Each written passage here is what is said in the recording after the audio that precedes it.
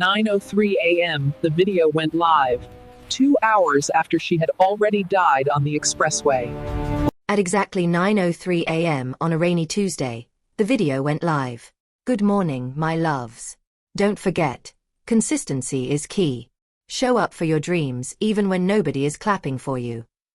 The clip showed Amara Bello standing on her balcony in Lekki Phase 1, sunlight spilling over her shoulders, her skin glowing like polished bronze. She laughed, tilted her head, and blew a kiss toward the camera. 2 hours earlier, Amara Bello had died on the Lekki Ape Expressway, her white Toyota Corolla crumpled against the guardrail, rainwater washing blood into the gutter. Her phone, untouched on her apartment's glass coffee table, vibrated softly as notifications began to flood in. Welcome back, family. Please don't forget to like, share, and subscribe so you never miss a journey into our timeless tales. Amara was 24 and had 18,742 followers when she died. She lived in a one-bedroom apartment on Admiralty Way that she could barely afford but insisted was necessary for branding. The building had a small elevator that broke down every other week and a security guard who always greeted her with, "Madam Influencer, good morning."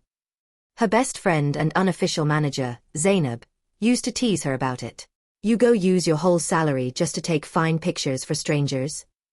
Zainab said one evening, perched cross-legged on Amara's couch, eating jollof rice from a plastic takeaway bowl. Amara adjusted the ring light. "It's not strangers. They're my community." Zainab rolled her eyes. "Community way no fit contribute for your NEPA bill." Amara laughed, but her laughter had a thin edge.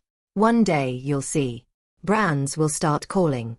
I just need that one viral moment." She said it like a prayer. By day, Amara worked remotely as a customer service agent for a fintech company. By night, she became at Amara Glow, posting makeup tutorials, motivational reels, and lifestyle content. Smooth transitions, curated outfits, captions full of affirmations and emojis. Her Instagram feed was a gallery of perfection: brunch at trendy Lekki cafes, sunset selfies on the beach, gym mirror shots with captions like, "Your body is your temple." But her real life smelled of instant noodles, unpaid bills, and anxiety that sat in her chest like a stone. One Friday afternoon, she received another rejection email. "Dear Amara, thank you for your interest in collaborating with Glow Nest Cosmetics. Unfortunately, we are prioritizing creators with larger engagement at this time." She stared at the message, her eyes stinging. "Again?" Zainab asked over a WhatsApp call. Amara swallowed. "It's fine. They'll come around. You've been saying that for 2 years. Amara's voice cracked. "What do you want me to do, Zainab? I've already told my parents this is my career. I can't go back to them and say I failed." Her mother, back in Abadan, still asked during every call, "This your online work? When will it start bringing real money?" Amara would always smile into the camera. "Soon. Mummy. Just pray for me." That night, she recorded another video, forcing brightness into her voice. "Don't give up when doors close," she told her followers. "Sometimes, rejection is redirection." She posted it and cried quietly into her pillow after. The night before her death, Lekki was alive with its usual chaos.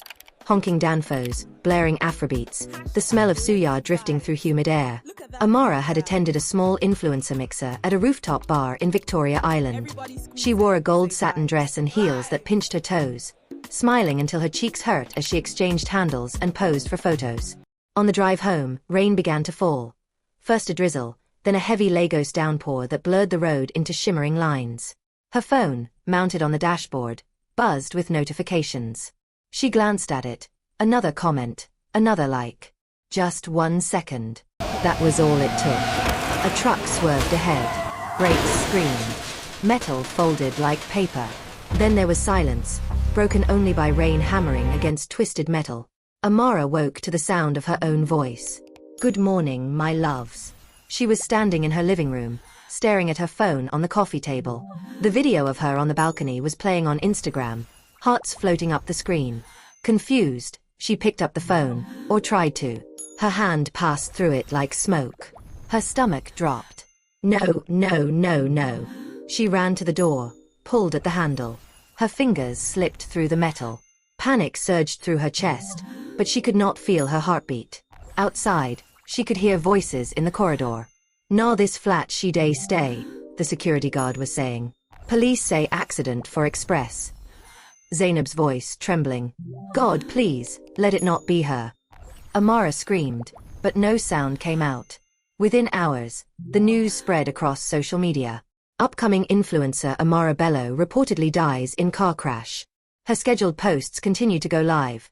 A skincare routine at noon, a fashion reel at 6 p.m. Followers were confused at first. Why is she posting if she's dead? Then sympathy turned into fascination. Screenshots circulated. TikTok videos dissected the eerie timing. By nightfall, her follower count had doubled. Amara watched from the corner of her own living room as her phone screen glowed brighter than any candle at her vigil. She saw Zainab arrive, eyes swollen, clutching a spare key. The moment Zainab stepped inside and saw the phone still posting, she covered her mouth. "Ya Allah! Amara, what is this?" She sank onto the couch, scrolling through the comments. "Rest in peace, Queen. Your light will never dim. I always believed in you." Amara felt something hot and bitter coil inside her chest. "You didn't," she whispered. "Most of you didn't even like my posts." 3 days after her funeral, the emails began. Zainab sat at the dining table, Amara's laptop open, reading aloud in disbelief. "We at Glow Nest Cosmetics are deeply saddened by Amara's passing. We would love to honor her legacy with a sponsored tribute post." Amara's ghost froze. Glow Nest. The same brand that had rejected her. Zainab wiped her nose with the back of her hand. "Now you people want to collaborate? When she was alive, you people were forming big men." She slammed the laptop shut, but curiosity dragged her back. More messages arrived. Fashion brands. Skincare companies. A TV station requesting permission to use her videos in a segment titled, "Gone Too Soon, Rising Influencers We Lost." Her follower count hit 500,000 in 1 week. Amara watched the numbers climb, each digit stabbing her like a needle. "This is what I wanted," she whispered, voice echoing in the empty apartment. "This is everything I prayed for." But she could not touch the phone, could not reply to a single email, could not feel the warm Lagos sun on her skin again. Back in Ibadan, her grandmother began having dreams. In them, Amara stood by a river, wearing the same gold dress from the night she died, her eyes hollow. "She cannot cross," the old woman told Amara's mother over the phone. "Her spirit is restless. She has not accepted her death." A week later, her family arrived in Lekki with a small calabash, white cloth, and bitter cola. They performed a quiet ritual in the apartment, murmuring prayers and calling on ancestors to guide Amara's soul. Amara stood beside them, watching. "I'm here," she said desperately. "I'm listening. I'm ready." But when the smoke from the incense curled toward the ceiling, it passed through her, leaving her unchanged.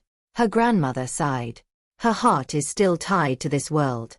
Amara knew why. Her phone buzzed again on the table. One evening, Zainab filmed a tribute video using Amara's ring light. She sat in front of the camera, her voice shaky. "Amara was more than an influencer. She was my best friend. She worked so hard, and I just wish people supported her like this when she was alive." The video went viral. Comments poured in. "She inspired me every day. I always knew she would make it." Amara's ghost felt something inside her snap. "Lies!" she screamed, her voice finally echoing faintly through the room. The ring light flickered. Zainab gasped, looking around. "Amara!" The lights blinked again. The phone slid an inch across the table. Amara stared at her own translucent hands, trembling. She had never moved anything before. Rage pulsed through her like electricity. "You're crying now," she whispered. "But when I was alive, you people scrolled past me." The next scheduled post, a cheerful dance reel, uploaded itself. Within minutes, it hit 1 million views. Amara collapsed to her knees, sobbing. "I died for this," she cried. "I died just so you people would notice me." Months passed. The frenzy slowly faded. New influencers rose. New scandals replaced old tragedies. Her account, once booming with activity, grew quiet again, frozen like a digital shrine. Zainab visited less often. Life pulled her back into its current. One night, Amara's grandmother appeared in her apartment, not in flesh, but in spirit, her figure glowing softly. "My child," she said gently. "Why are you still here?" Amara looked at the dusty ring light, the silent phone. "They finally loved me," she said. "They finally saw me." Her grandmother's eyes were sad. "No. They loved the idea of you. The story of a girl gone too soon. That love cannot warm your hands or hold you when you cry." Amara's gaze drifted to the balcony where she had filmed her last video. The city lights of Lekki flickered like distant stars. "So what do I do?" she whispered. "You must cross," the old woman said.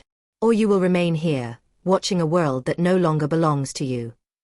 The next morning, Zainab arrived one last time with a small box.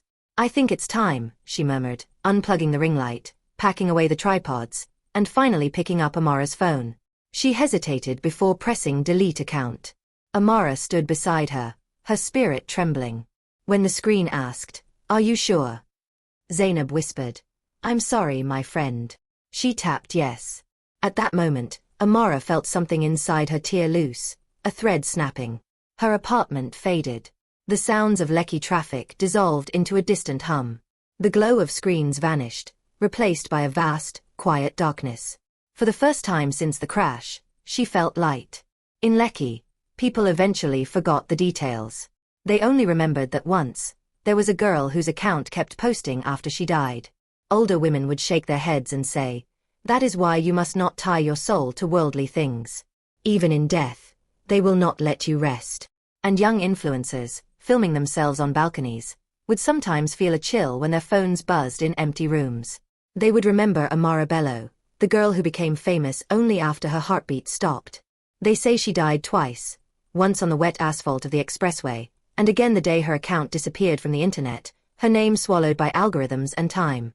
And so the elders began to tell her story like a modern folktale, a warning carried through whispers and late-night conversations. That the applause of strangers is a hollow drum. That flowers are often brought too late. And that a life lived chasing digital shadows may leave a spirit wandering, hungry for a love that only ever existed on a glowing screen. If you enjoyed this story, please hit that like button. It really helps the channel. And don't forget to subscribe and ring the bell so you never miss our next shocking story. Let me know your thoughts about the video in the comments below. Thanks for watching, and see you next time.